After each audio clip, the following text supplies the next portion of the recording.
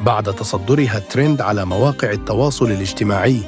كم تبلغ ثروة أسماء الأسد زوجة الرئيس السوري السابق بشار الأسد؟ قبل أيام من سقوط نظامه غادرت زوجة الأسد أسماء برفقة أولادهما الثلاثة حافظ وزين وكريم إلى العاصمة الروسية.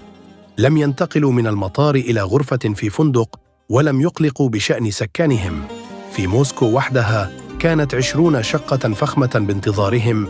ولدت أسماء بنت فواز الأخرس في لندن لأب يعمل طبيب قلب اسمه فواز الأخرس، وأم دبلوماسية تعمل في السفارة السورية في العاصمة البريطانية اسمها سحر العطري. نشأت أسماء وترعرعت في لندن وفق إحصاء لمكتب الأمم المتحدة لتنسيق الشؤون الإنسانية صادر في 2023، فإن 90% من السوريين يعيشون تحت خط الفقر. ليست عائلة الأسد حتماً من بين هؤلاء، إذ قدرت وزارة الخارجية الأمريكية ثروة بشار الأسد وعائلته بمبلغ يتراوح ما بين $1 و2 مليار